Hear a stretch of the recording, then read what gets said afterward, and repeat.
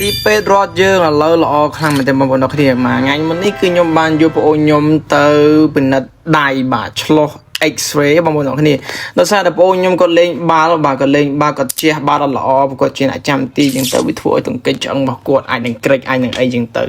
ខ្ញុំទៅពិនិត្យនៅខាងទីពេទ្យសាប៉ូឡូនៅសេវាកម្មល្អមែនទែនឥឡូវហ្នឹងហើយបរិស្ថានក៏ស្អាតដែរខ្ញុំជាប់ចិត្តជាមួយនឹងនេះរូបពេទ្យណាបាទរូបពេទ្យស្រីពេទ្យប្រុសនេះកាន់ដៃគ្នាអូយខ្ជូតមែនទែនមកអ្នកគ្នាអើយបាទនិយាយទៅ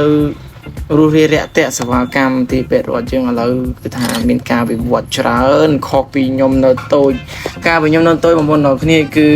សេវាកម្មពេទ្យរដ្ឋយើងអាចនិយាយបានថាมันល្អដូចឥឡូវទេអញ្ចឹងมันយើងនិយាយថាយើងឃើញទីឯកហ្នឹងបងប្អូនយើងឃើញការវិវត្តរបស់ប្រទេសជាតិយើងអញ្ចឹងយើងគួរតែលើកមកបង្ហាញជាការសរសើរជាការសាទរឬក៏និយាយល្អទៅបងប្អូនយើងកុំឃើញអាក្រក់និយាយតែអាក្រក់យើងកន្លែងណាល្អយើងនិយាយល្អចឹងទៅបាទឃើញថាល្អ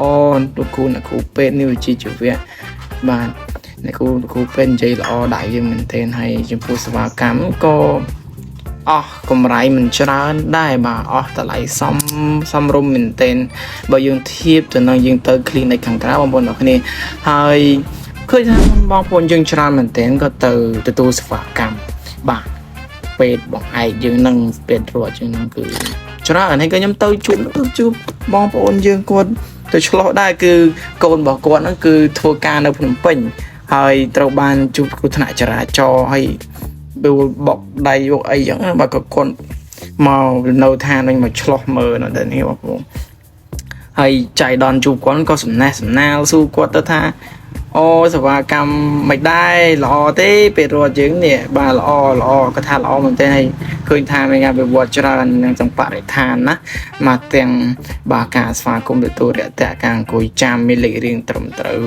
បាទគឺมันជាមានអ្នកស្គាល់ណាចូលមុនចូលក្រោយទេគឺល្អបាទទៅតាមលេខអញ្ចឹងទៅលោកអ្នកគ្រូសួរនាំច្បាស់លាស់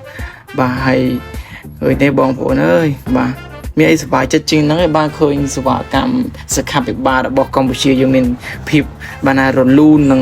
ល្អប្រសើរជាងមុនគឺក្នុងនាមខ្ញុំជាប្រជាពលរដ្ឋម្នាក់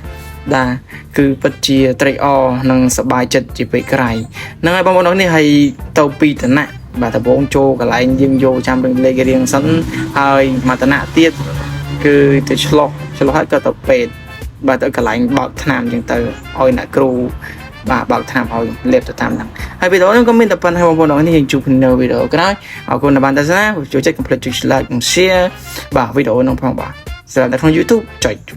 subscribe ខ្ញុំមួយផងបាយបាយ